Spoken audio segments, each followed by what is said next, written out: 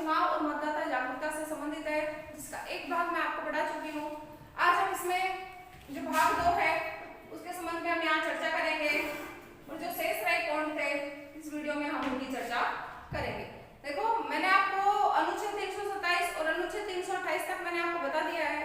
आज हम उससे आगे जो प्रमुख कानून बनेंगे वो मैं आपको बताती हूँ। प्रमुख कानून कि चुनाव से संबंधित है, भारत में प्रारंभ से लेकर के और अब तक कौन कौन से कानून बने हैं उनके बारे में हम लिखते चलेंगे कि कब कौन सा कानून बना है। देखो, सबसे पहले आता है जनप्रतिनिधित्व कानून। क्या आता है? जनप्रतिनिधित्व कानून। और फ्रेंड्स, हमारा प्रश्न बनता है कि जो जनप्रतिनिधित्व कानून है वो कब बनाया गया था, क्योंकि यहाँ प्राय हमें इनकी व्याख्या नहीं करनी है, यहाँ पर हमें तो लिखना बताना है कि ये कानून है कब कौन से सन में बनाया गया था। तो याद रखना आपको, जो जनप्रतिनिधित्व कानून है वो कब बना था? 1950 में, जब अपने चुनाव आयोग की स्थापना हुई थी तब। फिर दूसरा है, इसमें संशोधन हुआ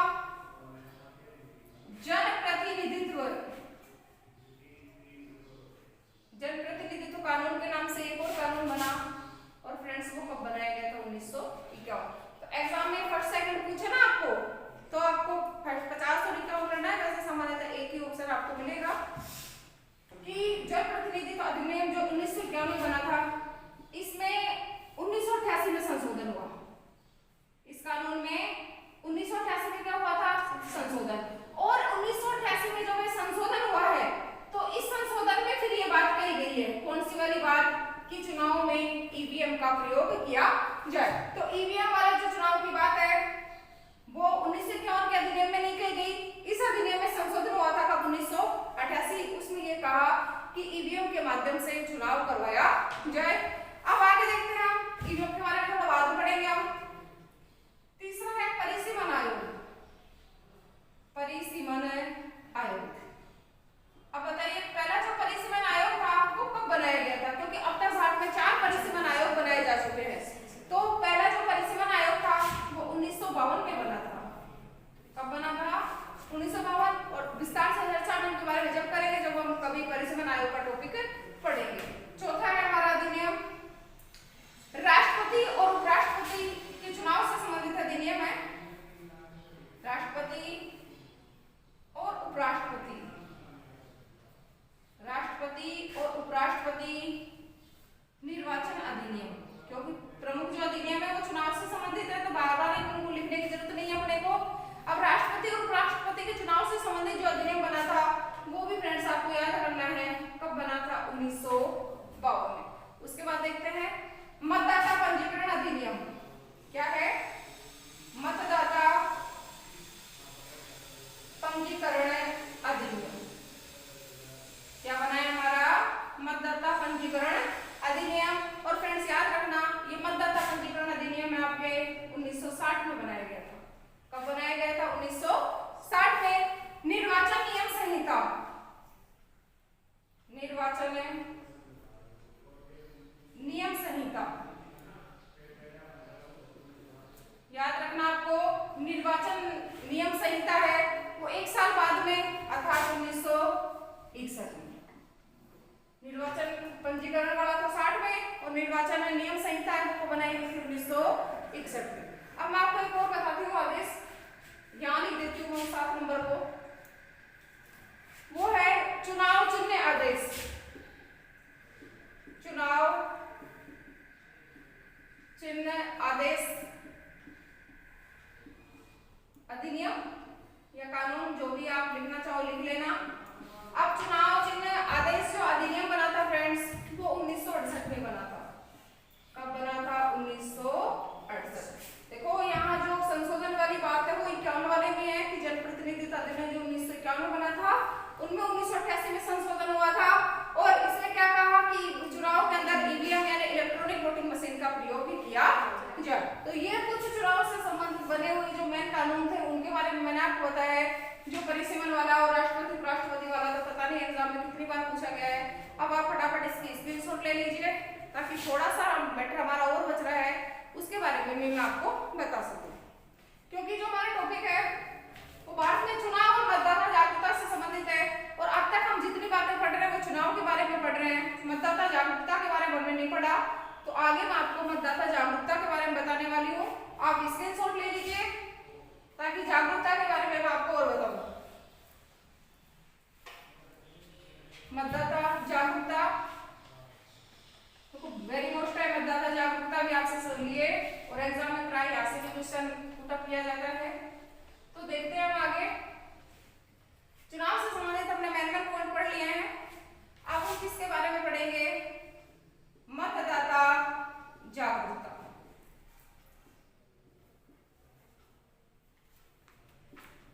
कि स्वतंत्र और निष्पक्ष यदि चुनाव करवाने हैं तो मतदाताओं को जागरूक रहना ही आवश्यक है। देखो, मतदाताओं को जागरूक करने का जो प्रथम प्रयास किया गया था, प्रथम प्रयास वो किया गया था 1989 में। कब किया? क्या किया? देखो, 61वां संशोधन हुआ। क्या हुआ था? 61वां संशोधन। और पता नहीं कितनी बार एग्जाम में प्रश्न पूछा गया है। अब 61वें संविधान संशोधन में क्या किया गया? मतदाता की आयु, मतदाता की आयु 21 से घटाकर, वर्ष 21 से घटाकर 18 वर्ष की गई। कि 18 वर्ष का आयु भी है वो मतदान करेगा, वो मतदाता के रूप में उसका चयन किया जाएगा। ये बात है 61वें संविधान संशोधन के द्वारा की गई। और कब की बात है? 1989 की। उसके बाद देखो, मतदाताओं को जागरूक करने के लिए, उनमें जागरूकता लाने के लिए भारतीय मतदाता पहचान पत्र है वो भी जारी किए गए। भारतीय मतदाता पहचान पत्र, पहचान पत्र। अब ये कब से प्रारंभ किए गए थे? 1993 में। और इस समय भारत का जो चुनाव आयुक्त था वो कौन था? टीएन शेषन। कौन था? टीएन शेषन। तो ये जो मतदाता पहचान पत्र जारी किए गए थे टीएन शेषन के द्वारा किए गए थे। उसके बाद देखो, 1998 में एक समिति बनी थी जिसका नाम है इंद्रजीत गुप्ता समिति। 1998 में इंद्रजीत गुप्ता समिति, इसने क्या किया? वो नहीं थे क्या प्रचार सामग्री, उसको घर घर तक पहुंचाया।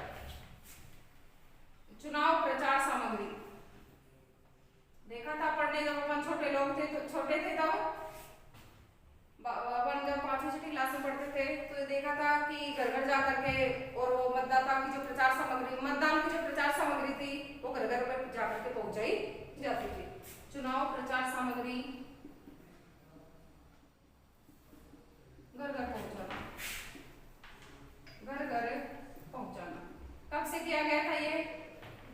1998 के बाद में। क्योंकि 1998 में एक समिति बनी थी इंद्रजीत गुप्ता समिति। इसी ने सुझाव दिया था कि मतदाताओं में दिलवाना है, मतदाताओं की यदि अपने चुनाव में सक्रिय भागीदारी चाहिए तो हर मतदाता के घर पर चुनाव सामग्री पहुंचनी चाहिए।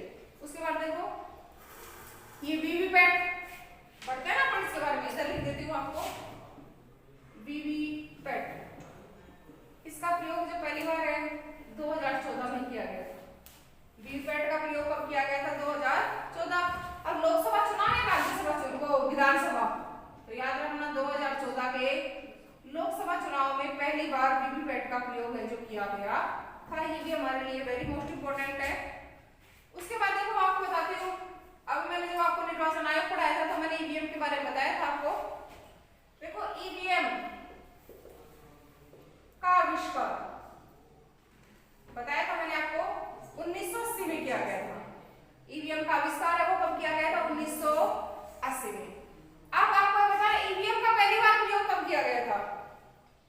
जब राज्य पूछते तो आप सभी लोग आंसर दे दोगे कि इसका जो पहली बार प्रयोग है वो केरल में किया गया था। लेकिन कब किया गया था? आगे बढ़ने से पहले आप फटाफट इसका स्क्रीनशॉट ले लीजिए ताकि जो बचे हुए पॉइंट है उनके बारे में मैं आपको बताऊं। ईवीएम का पूरा नाम आपको पता है, बार बार हम उसकी चर्चा नहीं करेंगे। देखिए, ईवीएम के बारे में हम पढ़ेंगे, कुछ वीवीपैट वगैरह और जो मशीन वगैरह होती है इनके बारे में आपको कुछ पॉइंट है यहाँ क्लियर कर रही हूँ। तो वीडियो को आप एंड तक जरूर देखें, एंड तक आप जरूर बने रहिए। देखो, ईवीएम के बारे में हम पढ़ रहे हैं, यहाँ दोबारा बता देती हूँ मैं आपको। आविष्कार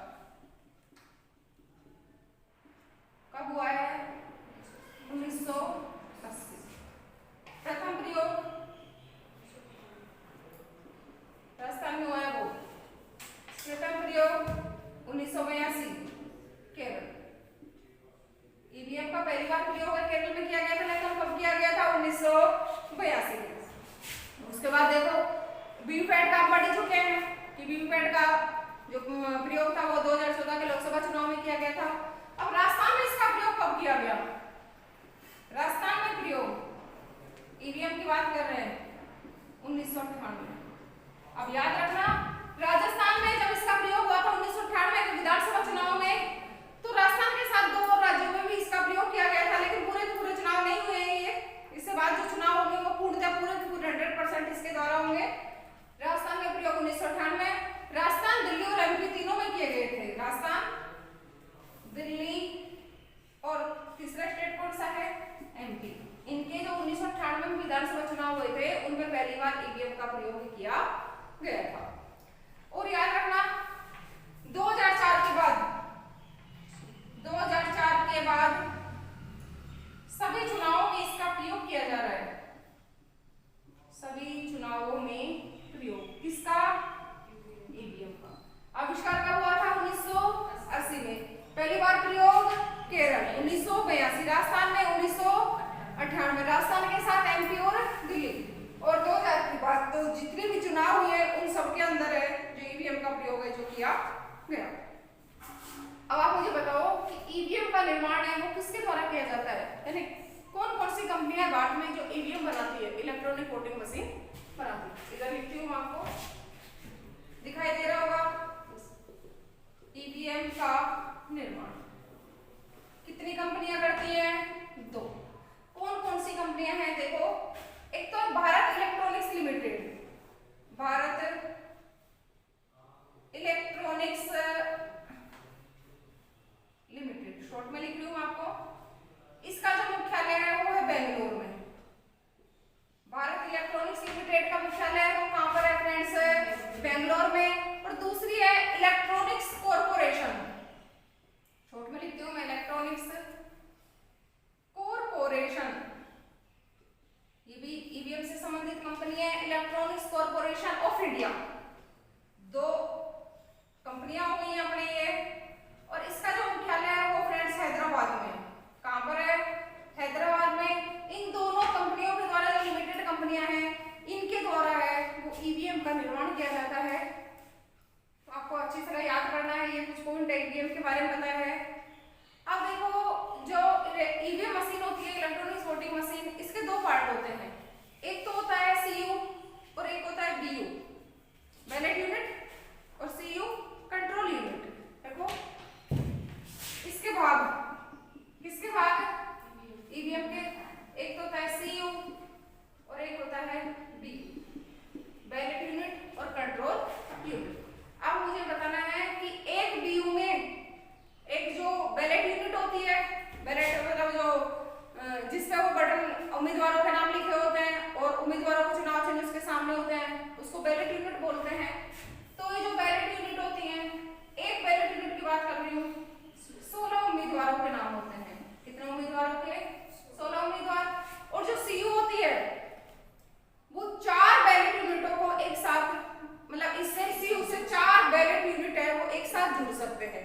तो ये जो सीयू है वो 64 उम्मीदवारों पर कंट्रोल करती है, करेगी या नहीं? क्योंकि कितनी ईवीएम मशीन जुड़ सकती है इससे? 4। एक में कितने हैं? 16, तो 4 में कितने हो जाएंगे? 64। कि 64 जो उम्मीदवार है उन पर ये नियंत्रण रख सकती है, यानी 4 मशीनें हैं बीयू वाली वो इसके साथ जुड़ सकती है, यानी 4 बैलेट यूनिट है जो इससे जोड़ी जा सकती है। यहाँ लिख देंगे आप 4 यूनिट जुड़ सकती है। पर्सन आपको याद करना है, किसी तरह से कर सकते हैं। और बीयू में कितने उम्मीदवार होते हैं? एक बीयू में 16। उसके बाद देखो एक और इम्पोर्टेंट तथ्य है, वो आप इसका स्क्रीनशॉट ले लो, फिर बताती हूँ आपको नोटा के बारे में, क्योंकि वहां से भी कई बार क्वेश्चन पूछा जाता है। अब स्क्रीनशॉट ले लीजिए, फिर आपको नोटा के बारे में और बताती हूँ। देखो नोटा भाई, आजकल एक बटन और भी था गया ना ये मशीन में, ये नोटा कि भाई जितने उम्मीदवार हैं उनमें से किसी को भी पसंद नहीं करते हैं, उस पर दबा देंगे तो वोट अपना किसी भी उम्मीदवार को नहीं जाएगा, क्योंकि अपन उनमें से किसी भी उम्मीदवार को अपन पसंद नहीं कर रहे हैं। तो नोटा के बारे में